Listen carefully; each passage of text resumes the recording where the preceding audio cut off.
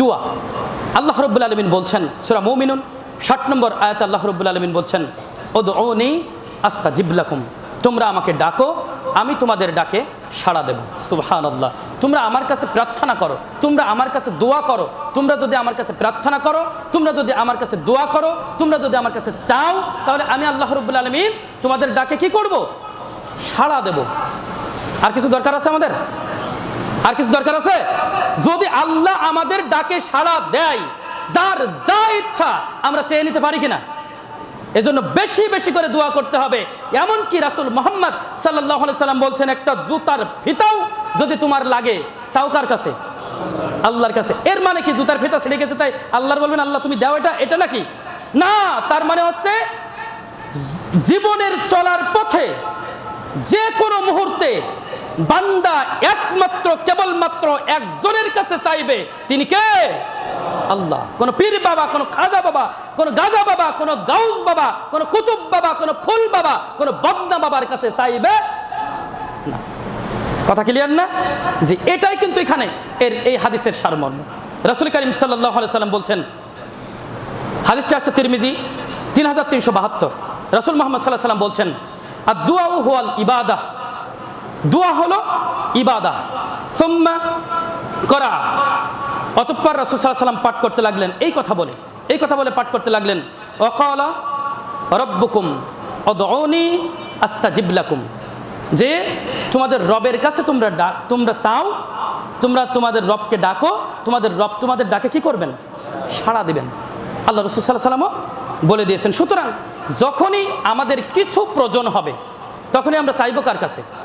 আপনি দেখছেন যে আজকে কবুল হচ্ছে না, মনে রাখবেন দোয়া এমন একটি জিনিস, যদি দোয়া আপনি খালেস নিয়তে সির্ফ আল্লাহর জন্যই চান, আল্লাহকে একনিষ্ঠভাবে বিশ্বাস করে যদি আপনি চান, দোয়ার বদল বরকত আপনি পাবেন, এতে কোনো সন্দেহ নেই।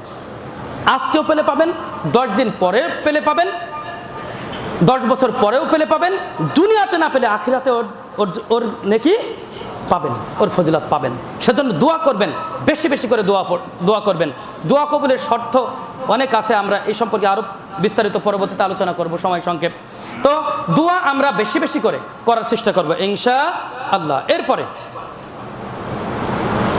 এরপরে 10 নম্বরে আমরা যে কথা বলবো সেটা হচ্ছে, কোনো শুভ সংবাদ শুনলে ও ভালো কিছু দেখলে কি বলবো? কোনো শুভ সংবাদ শুনেছি বা ভালো কিছু দেখেছি, ভালো কিছু দেখবো বা ভালো কিছু শুনবো, শোনার সাথে সাথে দেখার সাথে সাথে রাসূল মুহাম্মদ সাল্লাল্লাহু আলাইহি সাল্লাম বলছেন তোমরা বলো আলহামদুলিল্লাহ। কি বলো? আলহামদুলিল্লাহ। ভালো কিছু দেখেছি। আপনি দেখা যাচ্ছে এমন কিছু দেখেছেন যেই সময় কিছু দোয়াও ফিট করা আছে, কিন্তু আপনি ওই দোয়া জানেন না। ভালো কিছু দেখেছেন, সাথে সাথে আপনি কি বলবেন? আলহামদুলিল্লাহ। কি বলবেন? বলেন আলহামদুলিল্লাহ বলবেন। মানে কি? সমস্ত প্রশংসা কার?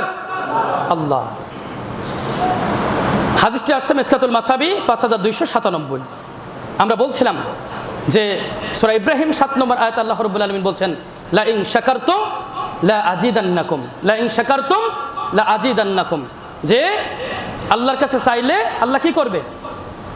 বাড়িয়ে দিবে।